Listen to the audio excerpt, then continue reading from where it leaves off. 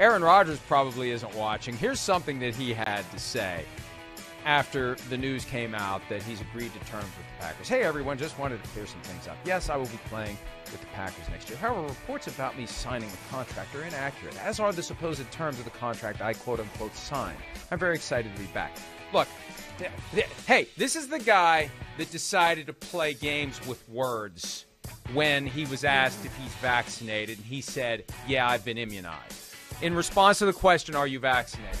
Here's what he's doing now. He's playing a childish-ass game, Charean, over whether or not he's put pen to paper on a contract that he has agreed to terms with the Packers about. Oh, sorry. I couldn't resist. He immunized a contract. Thank you very much for pointing. Thank you very much for shining a light on me being a complete and total ass. But I can't resist it. Don't play word games. Don't do that. You've agreed to terms. And the question of whether or not the terms of the contract are accurate, I think what it came down to is this. Because you had Ian Rappaport say 4 years, $200 million, and then you had Pat McAfee acting as the liaison for Aaron Rodgers saying that that's not true.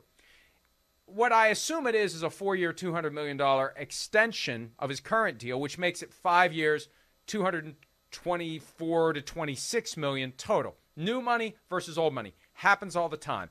But don't play those games. Don't make it look like you haven't agreed to terms. Don't make it look like you're just going back to Green Bay on the final year of your deal. Because if you are, you got a cap number of $46.66 million, and the Packers have a problem. That's the point I made and posted the article minutes before the news broke that he was staying. He had so much leverage over the Packers. He's agreed to terms on an extension.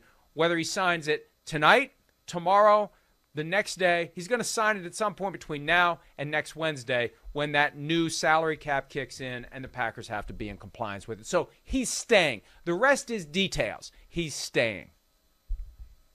Yeah, Mike. And it sort of felt like that when Tom Clements was hired as the quarterback's coach again, came out of retirement. You sort of felt like it was probably headed that way.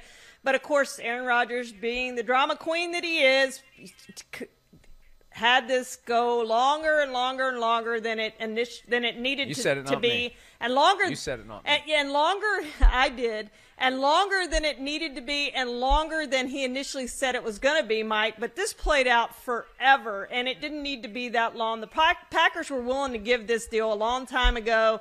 He finally said yes to it. He is coming back. That's good news for the Packers all the way around.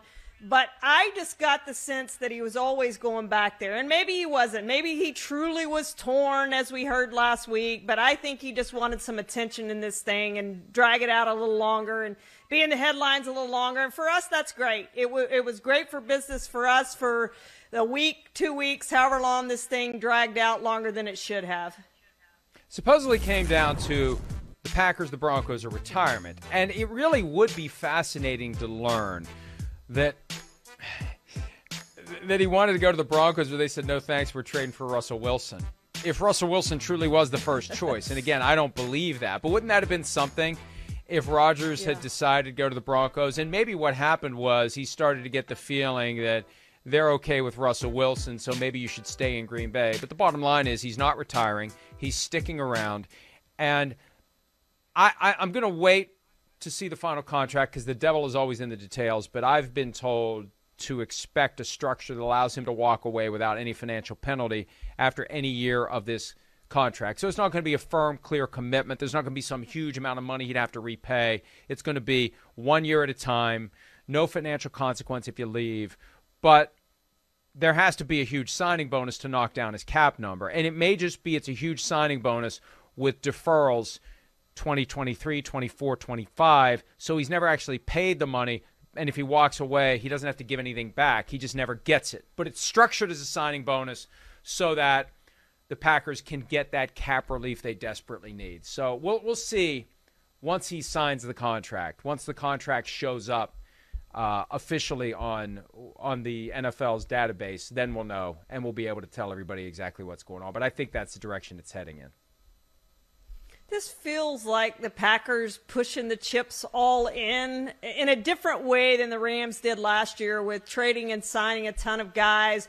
With this, I mean, we know what the Packers' cap situation is, and they have rolled the dice that they can get it done with Aaron Rodgers, Devontae Adams, who they franchise tagged today, and a bunch of other guys, with the guys coming back and they're just adding in some parts, because obviously they're not going to be able to go out and sign a ton of big-name free agents like the Rams did last year. They're going to fill it in with parts, but with a two-time defending MVP, he's won it 4 times overall, you feel like you like your chances, especially in the NFC, especially in the NFC North, to at least get to the Super Bowl. Now, they're the first team in history with 13 wins over 3 consecutive seasons who hasn't made a Super Bowl appearance, but they have Aaron Rodgers, and they're going to have Devontae Adams, and they're going to have Aaron Jones and some other parts, so they feel like they can get it done with those parts, with Aaron Rodgers coming back to play again. At some point, Mike, he is 38. At some point, we start to see a decline. We do it with all the quarterbacks, aside from Tom Brady. You just start to see that decline, and you wonder exactly when that's going to happen. Especially because Aaron Rodgers relies so much on his mobility. With Tom Brady, he never really did. And I remember being told 4 years ago to watch Brady's legs, that the legs go before the arm, and once the legs go and he can't avoid contact, that's when he starts to get hit, that's when he starts to get hurt. And we've seen Aaron Rodgers in the past be dragged down to the ground and break a collarbone, the same one twice. The most recent time he did it in 2017 is because he held the ball a little bit longer to pop a receiver a little bit more open, and the receiver ultimately dropped the pass. But he went down thanks to Anthony Barr and broke his collarbone. He's got to be more careful. We've seen Tom Brady develop late in his career a propensity to just get rid of the ball so he doesn't take that hit. If Aaron Rodgers loses any of his mobility, that's going to be a factor. Hi, I'm Mike Tirico, and thanks for watching. Make sure to hit subscribe for the latest news and highlights from NBC Sports.